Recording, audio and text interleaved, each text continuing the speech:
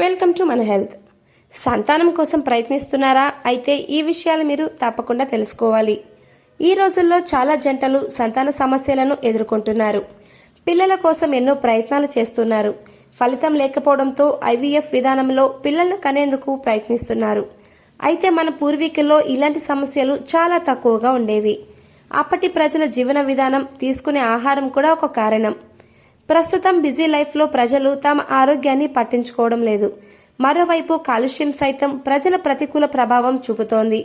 శృంగారం, సంతాన సాఫల్యంపై అవగాహన తక్కువ ఉండడం కూడా ఒక కారణం.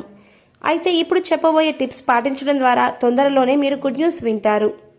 పిల్లల కోసం పరితపించే మహిళలు తప్పకుండా తమ ఋతుక్రమ తేదీలను రికార్డ్ చేసుకోవాలి. ఎందుకంటే కొందరికి ఋతుక్రమ తేదీల మధ్య వ్యత్యాసం చాలా ఉంటుంది. కాబట్టి ఆ తేదీలను నమోదు చేసుకోవడం ద్వారా అండోత్పత్తి సమయాన్ని అంచనా వేయవచ్చు. గ్లోవులేషన్ పీరియడ్ ట్రాకర్ అనే ఒక యాప్ ద్వారా కూడా ఖచ్చితమైన సమాచారాన్ని మీరు పొందవచ్చు. అండాశయం నుంచి అండం విడుదలయ్యే సమయాన్ని ఓవులేషన్ అని అంటారు. ఈ ప్రక్రియ జరగడానికి 8 రోజుల ముందు మహిళలు గర్భం దాల్చే అవకాశం ఉంటుంది. అందుకే ఈ సమయాన్ని ఖచ్చితంగా అంచనా వేయగలగాలి. ఋతుక్రమ ప్రక్రియ మొదలై 8వ రోజు నుంచి 18వ రోజు వరకు పాల్గొంటే గర్భం దాల్చే అవకాశాలు పెరుగుతాయి.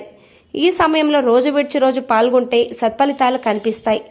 అమెరికన్ ప్రెగ్నెన్సీ అసోసియేషన్ తెలిపిన వివరాల ప్రకారం మహిళలలో అండం విడుదలైన తర్వాత 12 నుంచి 24 గంటల వరకు మాత్రమే ఫలవంతంగా ఉంటుంది.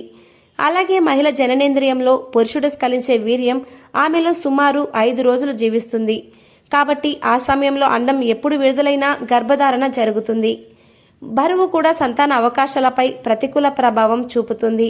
మహిళలు బరువు విపరీతంగా పెరిగినా, బాగా తగ్గినా సంతాన అవకాశాలు సన్నగిలుతాయి.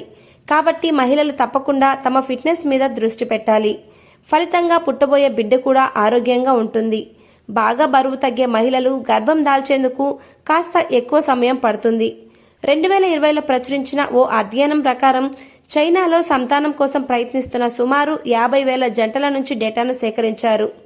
వారిలో బాడీ మాస్ ఇండెక్స్ ఎక్కువగా ఉండేవారిలో సంతాన సాఫల్య అవకాశాలు తగ్గిపోయినట్లు కనుగొన్నారు.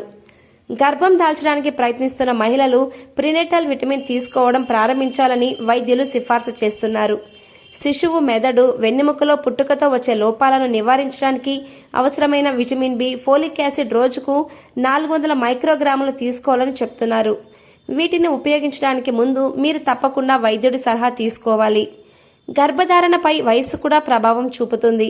35 ఏళ్ల కంటే తక్కువ వయసున్న వారు ఎలాంటి సమస్యలు లేకుండా సంతానం పొందేందుకు అవకాశం ఉంటుంది. కానీ 35 ఏళ్లు దాటిన తర్వాత సంతాన సమస్యలు తలెత్తితే మాత్రం తప్పకుండా వైద్యుడిని సంప్రదించాలి. మహిళల వయస్సు పెరిగే కొద్దీ గర్భధారణ అవకాశాలు సన్నగిలుతాయి.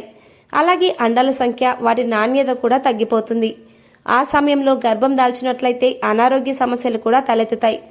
మహిళల్లో 30 ఏళ్ల వయసు నుంచే ఈ సమస్య మొదలవుతుంది. 37 ఏళ్ల వయసు నుంచి మరింత తీవ్రమవుతుంది. 40 ఏళ్ల తర్వాత సంతాన అవకాశాలు దాదాపుగా తగ్గిపోతాయి. గర్భం దాల్చాలంటే స్త్రీ పురుషులిద్దరూ స్మోకింగ్కు దూరంగా ఉండాలి.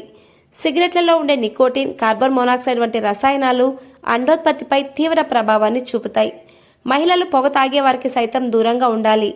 ఎందుకంటే సిగరెట్ వాసన చూసినా ప్రమాదమే. మాదక ద్రవ్యాలు, మద్యం అలవాట్లకు కూడా దూరంగా ఉండాలి. మీకు ఎవరైనా నచ్చితే లైక్ చేయండి, కామెంట్ చేయండి. Thanks for watching.